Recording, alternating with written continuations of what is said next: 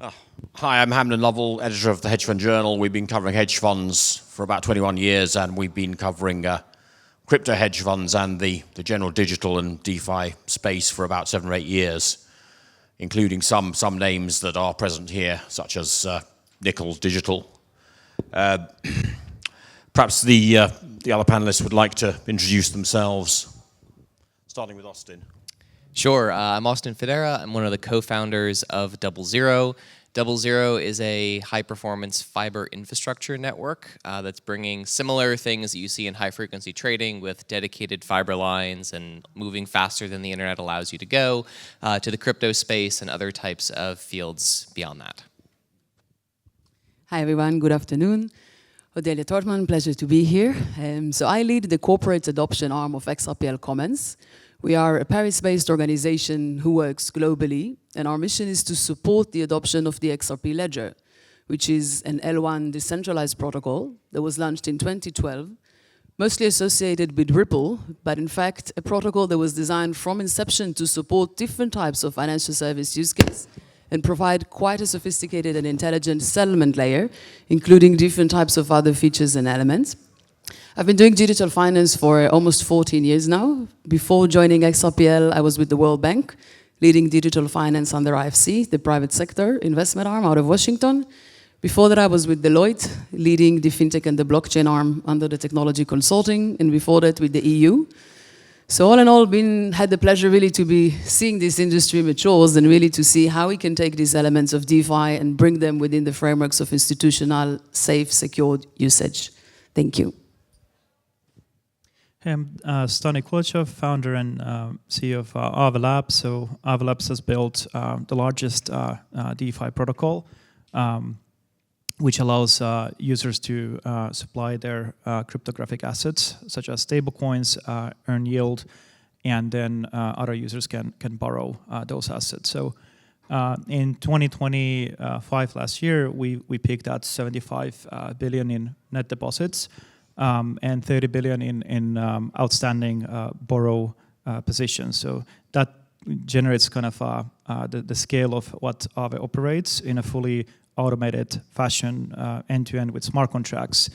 I started building DeFi 9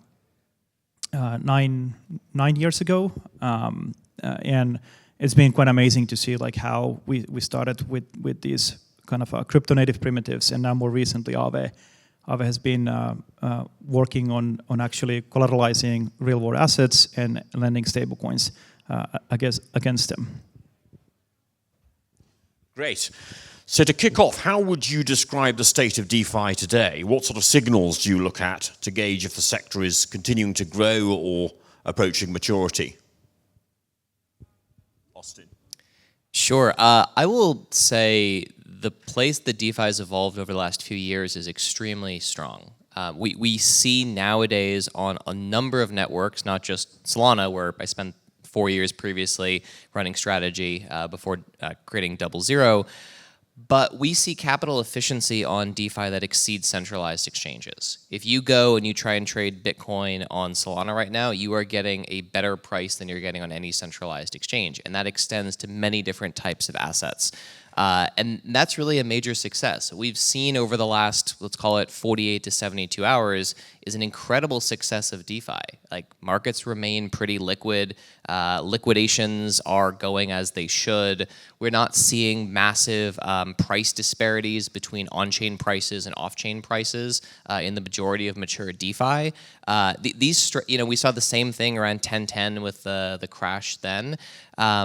The level of robustness that DeFi has come to is much different than even back in 2022 when FTX collapsed, and we saw throughout the industry depegs, Oracle bugs, Oracle update issues, all sorts of problems that challenge the robustness of DeFi. So I think today where we're at with the actual on-chain components is quite strong. The areas that crypto is still really lacking are around market structure, not the regulatory market structure, but the actual technical underlying structure of when a traditional firm is executing a trade on a traditional venue, they often know down to the nanosecond what their execution time is. In crypto, execution times are still wildly inconsistent. Inclusion times are still wildly inconsistent. That's part of what we're trying to solve with DoubleZero, but that's still one of the main areas where DeFi has not really reached parity with traditional markets. But the overall success of DeFi, I think just, again, from the last week or few days, really shows how strong and mature it's come. Great. And Odelia? Yeah.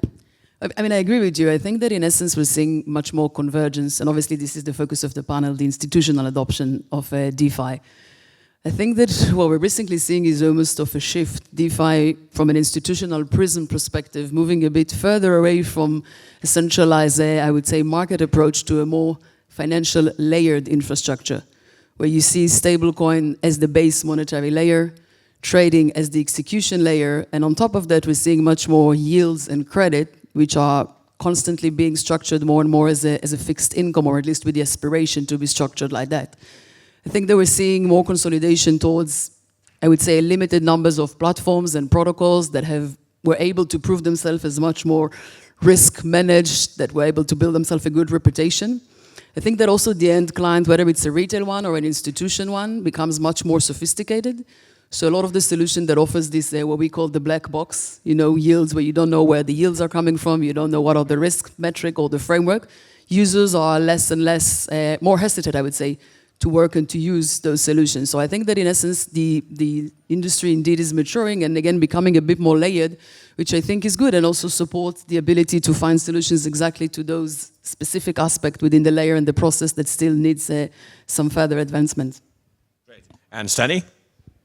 Yeah, I think it is kind of fair to say now that DeFi has achieved product market fit. I mean, there's 200 billion worth of value, and it brings a lot of utility for a lot of users, from the borrowing capacity, trading value in an atomic way, while keeping your control over the funds, and also being able to earn, and also as a DeFi kind of as a system is able to distribute these financial opportunities globally in a way that no other technology has been able to do so before. And before DeFi, I was building fintech, and I know the kind of limitations that you have when you are trying to truly build for a global audience, and you have this like lack of transparency, and you don't have sort of a borderless execution that DeFi provides today, and that creates a just more stronger cost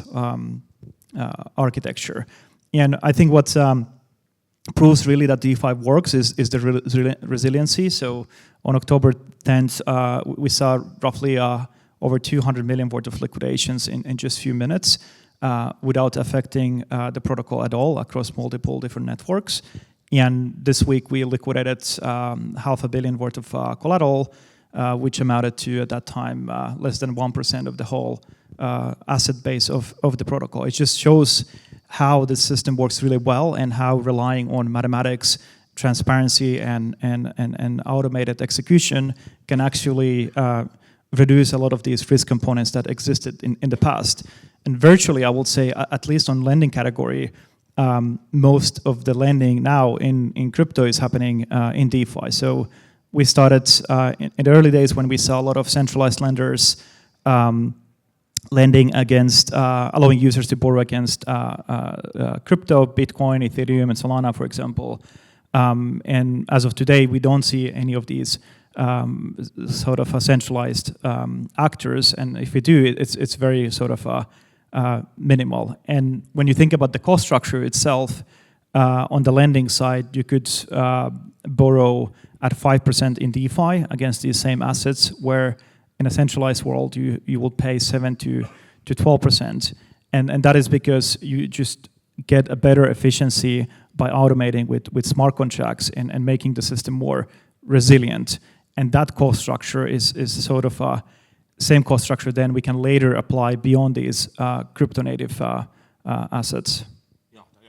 That leads us into another topic, which is in TradFi, costs of capital reflect underlying risks. As DeFi matures, how are on-chain markets learning how to price that risk? Stani?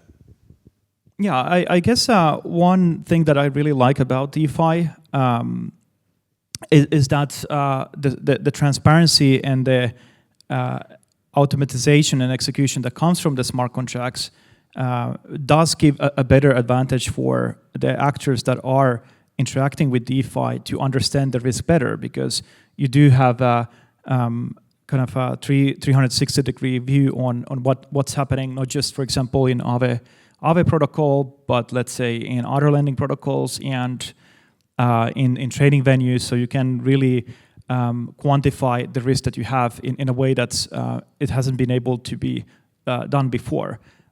Obviously, this will be blurred when RWAs will come into more on-chain, and there might be some of that transparency that is lost, but fundamentally that is what helps to actually price the risk better. So if you have a better understanding of risk, you will be able to price it much better.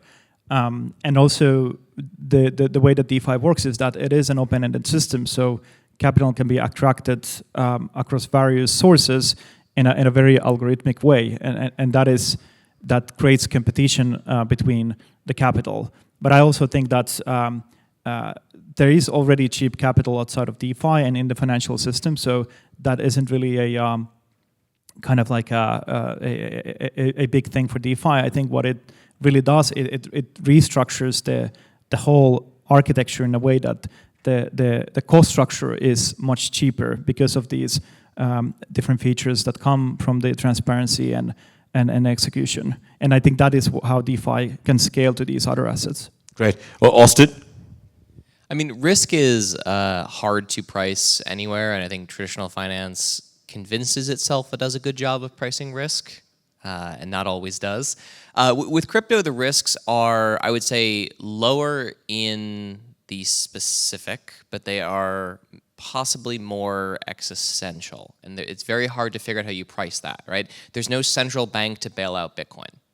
And that is a risk factor, which is very different when you're dealing with traditional markets where, we have global financial crisis caused by housing and other things in 2008. And like the US Fed bailed out US banks and secretly bailed out a bunch of European banks as well. And you just don't have that type of infinite backstop available in crypto because these are fundamentally not sovereign currencies.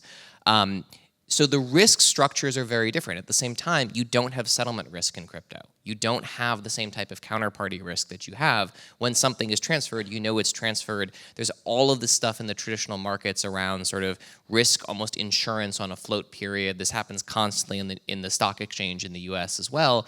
And so you bypass a lot of those types of risks, but what you trade them for are, like, banks make mistakes all the time. They transfer money to the wrong people. They, change numbers in databases. We don't talk about this much, but this happens on a daily basis. I've had investors send wire transfers that never arrived, and they call the bank and they say, oh, we sent it to a different account by mistake, right? Those type of problems, if they happen in crypto, tend to be a little more existential, because if you have a bug in a smart contract that one person can exploit, everyone can exploit that sort of thing. And that's why but at the same time, the code is open source, it's auditable, competent firms just have a different type of diligence, where usually in TradFi, your diligence is done by folks who are closer to lawyers. And in crypto, diligence should be done by folks who are much closer to engineers and auditors. And so it's a different type of risk and a different type of diligence than many institutions are historically comfortable with. But it's actually a much higher degree of diligence once the firm adapts and understands what you have to do in this new changing environment. Great. And Odelia, what's your take on the pricing of risk? Yeah, I mean, actually, I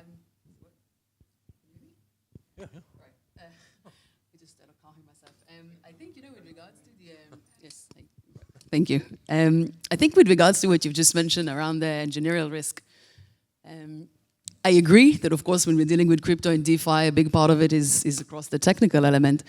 But in order for us to really reach the goal we're trying to, which is to embrace lending and yields and credit, which come to be more and more evident as almost like one of the key use cases on crypto and on DeFi, I think that we need to take into consideration not just the engineering risk, but also, the more traditional finance risk, if you will, right? So I think that, in traditional banking, lending is the holy grail, and the usage of different types of risk scoring, advanced risk scoring, is key. And I feel that now when we're dealing about how do we price risk in an institutional DeFi structure, we see much more focus on these elements, on collateral hierarchy, on the terms that we can use, on the interest rates and so on and so forth, to create a picture that will be not solely based on the architecture, because we've seen past projects that have put more focus on that and less on corporate governance, as evidenced by huge tragedies, that it was not sufficient. And in terms of resilience, the general view seems to be that DeFi has been relatively resilient during the stress events we've seen in October and also this over the past week. But how are protocols evolving their architecture to become even more resilient? Odelia. Yeah, I would say it's exactly this continuation. It's the fact that if, I don't know, 5, 10 years ago, much of the risk was mainly focusing, and also the way that yields were calculated was mainly based on a reflexive token incentive model. And now we're seeing that we're trying to use, like the different elements I've mentioned, different types of parameters that are a bit more structured, that includes a bit more of, like I mentioned, corporate governance to try and mitigate that. Right, and so Stani. Yeah. I think the technical risk is something that is really kind of slowly, like disappearing. I think a lot of the things in DeFi today are well known in terms of like the potential attack vectors and exploits, and building today DeFi is way easier than it was like eight years or so ago. Like especially with the tooling that is available today and everything we've seen as a space. So it's a much more easier environment. And I think where more focus is going towards is the counterparty risk than actually the protocol risk. So if there is some sort of asset listings in a protocol, thinking about what is the counterparty risk of that particular asset, and that can be derived from the contract, from the complexity of that protocol that is on the other side of the table, or for example the off-chain components. So if there is an off-chain asset, how it's governed off-chain, if there is proof of reserves, what are the other ways of handling that? And then obviously the pricing strategy is really important. I see more kind of failure points of like applying the wrong pricing strategy. So we saw, like for example in the October 10, we saw what happened with some of these liquidations, for example, in centralized exchanges, where they simply applied a wrong pricing strategy in a centralized context by pegging the price into their own sort of a secondary market liquidity.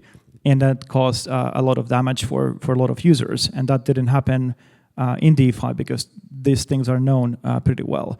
But when it comes to real-world assets and using these as a collateral, the pricing strategies are becoming more complex and depending on the assets. So you have assets that aren't volatile, and how do you price it? And when you have only one source of kind of a price, which is the asset issuer, you have a little bit of a trust problem. And how do you mitigate kind of a fat finger type of issues as well there? And then when you have volatile asset like equities, how do you then price it over the weekend when DeFi typically is 24/7 weekdays and weekends? So I think those are the ones that I think that are trending at the moment. Okay, and also, you're focused mainly on the need for technological improvements. Yeah, we think about a lot of the data flow questions as regard to both how DeFi performs and how traditional assets perform in traditional markets. So if you think about the flow of most equities pricing, like there's a CME futures price and everything is derivative from there. That is where a lot of things come from. And if you look at the HFT firms, a lot of what they're doing is taking signaling from where futures move and applying that to various assets using types of proprietary logic. There's not that many places in the world that price discovery happens in traditional markets. There's actually not that many trading venues where these things occur for well-traded liquid assets. On crypto, it's a little bit different. Now, most price discovery still happens on centralized trading venues, but we see that in October 10th, we saw a lot of divergence there. So you saw Coinbase having a radically different price for even major assets than Binance did, which is different than it was on Uniswap, which was different from Jupiter on Solana or something like that. And a lot of that's because the process of moving data around it and sort of building true price, or everyone's model of true price, is slightly different. You see this happening in traditional finance as well, but we're not great at, there's intrinsic structures. Like how is Aave treating its own versions of pricing, and how does that affect liquidations in it? And then there's like extrinsic factors, which is, are the sources it is reading from tied into all the right sources to actually discover the true price of an asset at a given moment? And that's one of those things where, because you have much more, many more trading venues doing much more volume that are not necessarily all integrated in the same way for the same types of data feeds, you have more potential for, I wouldn't exactly call it divergence, because I would say that a lot of the crypto market structure actually creates true pricing, or it masks some of the fake true pricing that you see in traditional markets, because everyone's using the same data feeds. There's more proprietary trade information in crypto that gets out to the rest of the market. And so part of what we do with DoubleZero, it's all about having dependable latencies when you're trying to talk between different systems, and knowing with certainty like how much delayed, if you're getting a price feed from, let's say, Binance, like how much delayed is that for each individual validator that's consuming that pricing data. Oracles in crypto still are working on speed improvements. Even the fastest oracles in crypto are not fast enough for high-frequency DeFi at the moment. And so a lot of protocols are implementing their own solutions for these types of things, especially when you look at some of the new DeFi primitives like prop trading AMMs, which have really taken over most of the volume in a lot of different trade venues. We saw Hyperliquid have some massive problems where they were always referencing their internal pricing on 1010 and not really pulling in any external Oracle pricing. Now, they laid this all out in their documentation. You can just read it and see exactly what they're going to do, but a lot of people were wondering, why did my position get liquidated? Why did I go into ADL when the price on Binance or Coinbase never went below a threshold? Well, it did on that one specific application, and that application uses its logic. So sometimes what you really have to do if you're trying to compare these things for institutions is read the documentation, which I know is a novel concept to actually like read the manual. But nice thing is all of this is laid out and is all testable in code. And so again, it's a change that institutions have to adopt, but it's not necessarily harder. In fact, it's often easier and it's much more predictable. It's just different. Right, and moving on to regulation. As regulation becomes clearer, particularly around stablecoins and the Genius Act, where are you already seeing institutions becoming more comfortable engaging with DeFi or Odelia? Yeah, I think that both the MiCA and the Genius Act, obviously in the States, have really done wonders, despite the fact that they're not 100% aligned with one another. But it provided, I think, for the first time, a very clear structure and framework of what you can or cannot do, what you need to obtain in order to play X, Y, Z, reserved, auditability, and so on and so forth. And we can see this by institutions that are voting with their feet, so to speak, right, and looking into exactly these use cases. So I think stablecoins, as we all know, have become one of the key pillars. But not just the issuance of stablecoin, they create a whole new ecosystem where different types of institutional players can play, either as payment enabler, as custodian, as liquidity providers, or as different parties within this value chain. And we're also seeing, by the way, non-FSI players that are doing it, whether it's Walmart, that is currently looking into it more and more, and others of issuing stablecoins and being part of this value chain. So I think this is one. Second, of course, is everything around RWA, and we're seeing I would say more and more mature with regards to the collateral itself, right? We're seeing a decisive shift to work with 100% reserved stablecoins that are backed by more quality RWA assets, and we're seeing more tokenization of this. And thirdly, I would say also the world of lending. And I think that also to your question before regarding risks, as the industry matures, we're seeing more and more lending platforms and more institutionals that are differentiating between basically the risk parameters and the segmentation of lending to KYC institutional clients versus retail ones. And you address them in a different way with regards to corporate governance and risk. And this is also exactly where the upcoming XRPL lending protocol comes into place, a protocol that I'm extremely excited about, which offers basically for the first time native lending on the XRP ledger in a non-collateralized way. The protocol is built on a single vault architecture that enables basically to aggregate liquidity from different assets that exist on the XRP ledger, whether this is the XRP, RLUSD, or others, and basically enable the institution to tap into this world of lending, but in a governed way, because we also offer a layer that enables the management of the loans, of the prepayment, and of the interest rates. So I'm a big believer in the world of lending, institutional lending via DeFi-based protocols. Right, and Austin, are you seeing regulation making it easier to improve technology in any areas? Yeah, I mean, to start out with, we are the first protocol in at least 4 years to actually receive a no-action letter from the Securities and Exchange Commission. So what we've seen is regulators are much more willing to engage with protocols at this point, and be willing to listen to arguments about why what we're doing with moving data around does not qualify as a security. The downstream of that is we see high-frequency trading firms and hedge funds coming back to on-chain trading. They mostly left on-chain trading, especially in the United States, in the wake of FTX. And that was not due to a disbelief in on-chain trading, it was due to a perceived regulatory risk. And that has shifted dramatically. I mean, we have many trading firms using DoubleZero to help with trade execution today in a way that we didn't see them before. I would say the biggest thing that crypto regulation and traditional regulation diverge on is like the first principle structure. Traditional finance starts with by default, you are not allowed to trade. You must prove that you are a good actor through a KYC AML process, which is medium to low successful at best in actually keeping bad actors out of the system. Crypto runs on the opposite structure. It assumes that you are permissive unless you have been designated as a bad actor. And that structure has much greater market access. It allows for expansion into markets that traditional finance simply can't serve because you have plenty of markets where it's very hard to KYC an individual. The beauty about crypto is because it's perfectly transparent and perfectly traceable, governments and other institutions that want to perform, appropriate financial oversights on potential criminal or terrorist activities, they have all the tools to do this. And most major DeFi protocols nowadays do integrate some form of sanctions or blacklist into their structure. I think that model in a 24/7, 365 connected digital world where AI is becoming ubiquitous is going to have huge advantages over a traditional permissive structure into the future. Right, great.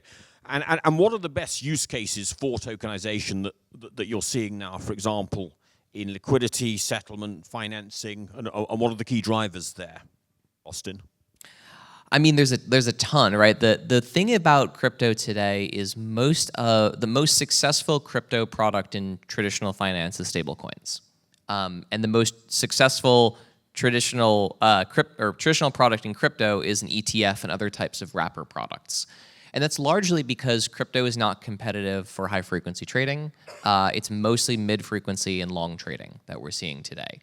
Because it's still too slow in the execution layer and it's still too indecisive in terms of how long it takes to actually get inclusion in something. But you see a ton of opportunity here as things expand. I think one of the really interesting things is why is FX trading not on crypto yet? It should be. We have stablecoins in many different currencies. The execution is often still too slow relative to traditional venues for foreign exchange trading. And that's a big thing I look to as when is DeFi, I would say not growing up because it's quite mature in certain areas. Borrow lend works extremely well. There's a bunch of these types of things that work very well. But the expansion into, the place crypto is really going to pose a major challenge and change to traditional trading venues is when execution time and execution ability starts to rival that of what you can get in centralized systems. Because what we see time and time again is the fastest trading venue has the most volume in traditional finance. And anytime someone tries to put a speed bump in it, they lose volume and volume moves elsewhere. And so as crypto moves into the future, decentralization can actually become an advantage over traditional markets because you can have multiple, L2s or multiple blocks being built at the same time. And so you actually have a faster race to inclusion than you can get in traditional financial systems. Okay. And Odelia?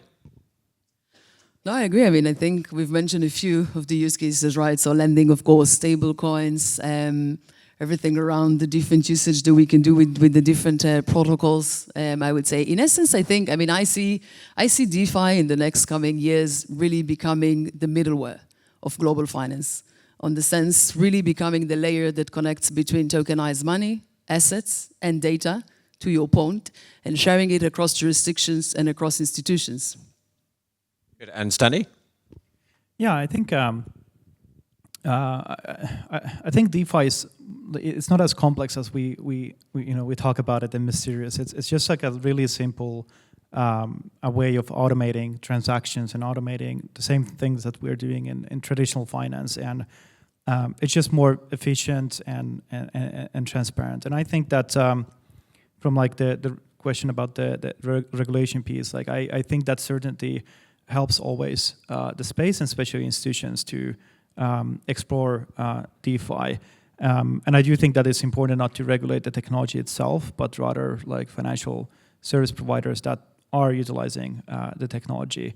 But I think that certain things are working really well, and one is the stablecoin aspect, the yield on top of the yield primitive on top of stablecoins, ability to borrow. And I think, and overall what works in DeFi really well is this whole capital aggregation. So the capital that is aggregated globally goes into financial opportunities that are risk adjusted or and very quickly and almost like automatically.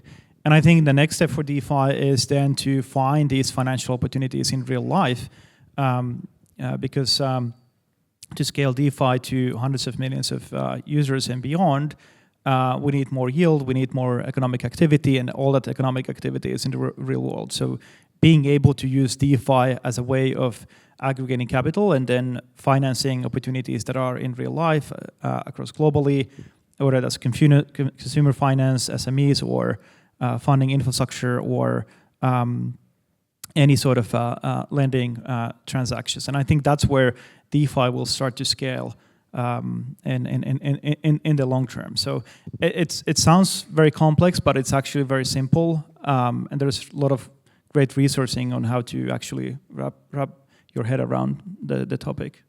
Yeah, and as DeFi matures, do you expect it's going to be competing directly with fintechs or more collaborating with them? Not at all. Actually, the big benefit of decentralized protocols is that they are essentially networks. So, for example, if you have a protocol like Aave that is integrated by multiple fintechs and institutions, what actually happens is that you get more capital allocations and aggregations. You get more consumption as well. So, as the network grows, the risk decreases as well. So you have less issue with withdrawals. Aave, as an example, is a protocol where you can withdraw almost at any point $1 billion worth of stable coins. You can borrow $1 billion worth of stable coins. So there is a significant float. But when you then take that achievement and make it 10x, you're going to have a really deep liquidity pools, and that just benefits everyone in the whole supply chain. So it just becomes a infrastructure that we use today, the same way as we use payment infrastructure like Swift, but for example for lending. And there's going to be infrastructure for lending, for trading. We already have, and any sort of use cases we have in the traditional world. Yeah, I mean, I agree 100%. I think it's not a zero-sum game. It was never one. And I think that the equilibrium goes exactly there, because DeFi indeed serves as the infrastructure, whereas banks and fintech provides the interface. So you have the DeFi, which offers you an always-on settlement and liquidity layer. And now also with the descending cost of maintaining these layers and the ongoing advancement that we have in a protocol level, enables you to develop much more solutions on that. And on the other side, you have the banks and the fintechs that offers the relationship with the clients, the compliance in many cases, and also basically they are the ones that are building the solution on top. So I expect us to see much more collaboration and also moving much more to a venture economic unit versus a protocol one, giving that shift. And when institutions look at DeFi protocols such as Aave, what sort of fundamental factors are going to be driving the longer-term valuation and upside potential, perhaps ignoring some of the shorter-term volatility? I think the use case itself, I mean, Aave is very kind of a clear protocol what it does in terms of like the yield component and the borrowing. But what is really interesting today for institutions is how something like Aave can be used in the assets that they're issuing today, whether it's stablecoins or tokenized real-world assets. And I think that's very interesting, because once you tokenize assets, you need to have some sort of productivity for these assets. And being able to unlock liquidity on chain with this Aave types of repo markets, it's a really interesting use case, and you can do that on a 24/7 basis as well, and I think that's really interesting. So the tokenization component is very close to what Aave is doing, and from an institutional perspective. Austin, how would you value Aave and other tokens of that sort? I'm not going to fall for that trap. No, so the difficulty with crypto nowadays is that there's almost no pricing model that passes a back test, right? You can use a lot of different models from traditional finance to try and say, what should the price of this thing be? And for crypto native assets, they don't really conform to most of our existing models. I'd also say we've entered a world where many traditional assets don't conform to our traditional pricing models either. In this new world.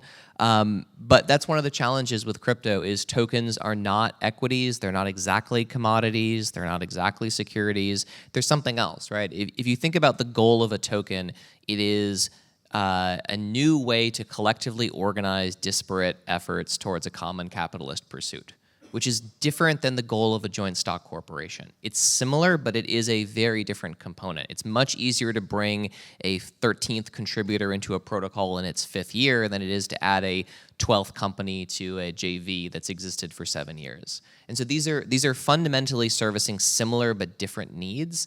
And because of that, I don't think we're far enough along in coming up with models that accurately describe these things. Okay, Odelia, did you have any insight on how to value these new assets? I think we're doing our best, right? Within different framework. Like I said, I think now we're seeing, specifically from an institutional perspective, I mean, when you look at a platform like Aave, I would say it's kind of like a due diligence mix. From one side, you look at it like a venture. From the other side, you evaluate it like another infrastructure.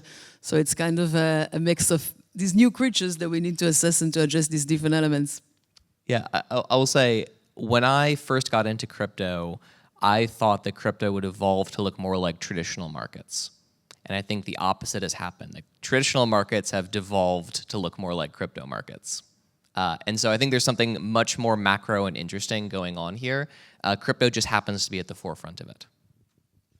Right, and summing up, looking ahead 5 years, what role do you think DeFi should play in the global financial system, and what does it take for DeFi to move into the mainstream of core financial market infrastructure?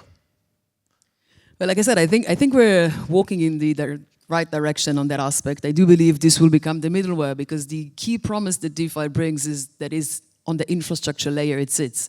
And on top of it, you can put different types of other elements and of other different types of applications that are built. So in that aspect, I think it's definitely going there.